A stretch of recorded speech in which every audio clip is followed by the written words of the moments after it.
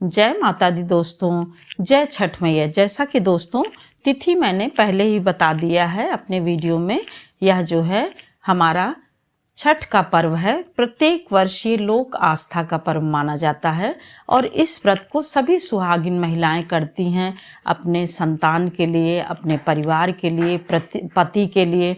और यह व्रत महिलाओं के साथ साथ स्त्रियों के साथ साथ यह जो है पुरुष भी करते हैं। दोस्तों यह व्रत नहाय खाय से शुरू हो करके उगते हुए सूर्य को अर्घ देने पर जाकर के पूरा होता है। दोस्तों यह सूरज देव के प्रति कृतज्ञता का पर्व होता है, यानी अपने कर्तव्य को बताने का पर्व होता है। और सूर्य देव हमें ये बताते हैं कि अपने कर्म को, अपने स्वभाव को कभी नहीं छोड़ना चाहिए, अपना कर्म करते रहना चाहिए, चाहे उसका कहीं कोई कुछ माने या ना माने, अर्थात निष्काम भाव से। इस प्रकार से लोकहित में सूर्य भगवान दर्शाते हैं कि वह जो है अपने कार्य को करते रहते हैं। दोस्तों यह व्रत जो है बहुत ही प्रेम को लिए हुए रहता है, मांगलिक को लिए हुए रहता है। और इसमें केंद्र जो है आपका देखिए कि किसान से लेकर के मनुष्य से लेकर के सभी इसमें जितने जीव जंतु हैं आपके, प्रकृति से लेकर के सभी इसमें शामिल हैं। दोस्तों सूर्य षष्ठी व्रत जो है यह छठ मैया के प्रति लगाव का एक परम व्रत है, यानी बहुत ही लंबा व्रत है। इसका अर्थ यह है कि हम अपनी जड़ों से कैसे जुड़े रहें।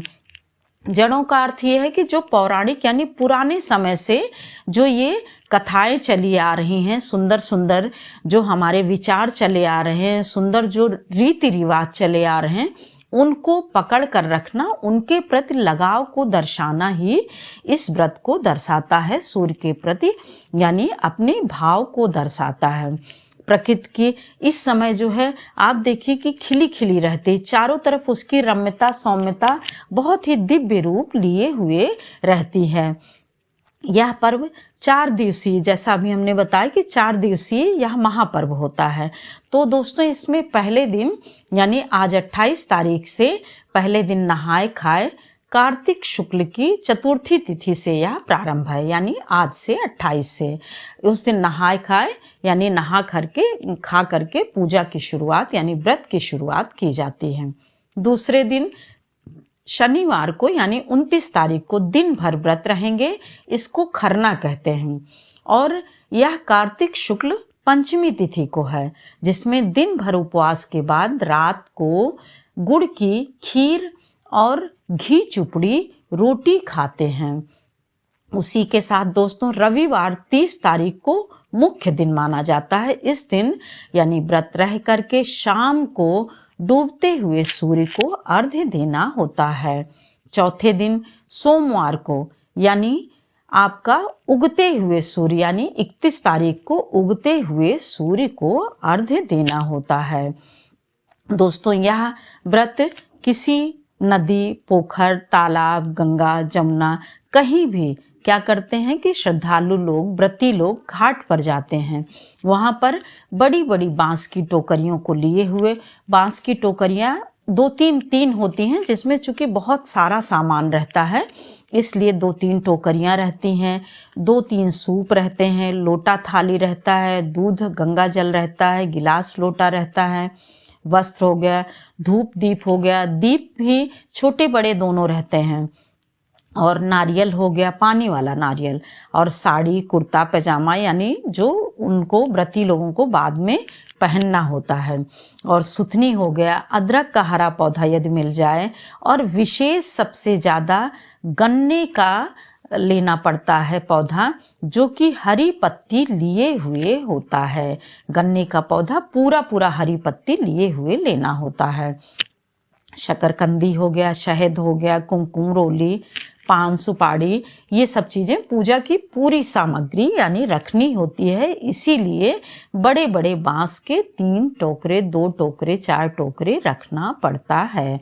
इस प्रकार से दोस्तों ठेकुआ भी बनाया जाता है। मौसमी फल में आप ले लीजिए कुछ भी, जैसे सिंघाड़ा हो गया, आंवला हो गया, खीरा हो गया, नींबू हो गया, जितने भी हैं उन सबको इनमें रख करके घाट पर उस दिन भी जाते हैं जिस दिन डूबते हुए सूर्य को अर्घ्य देना होता है, और दूसरे दिन भी सुबह जाते हैं, उगते हुए सूर्य को अर्घ्य देना होता है।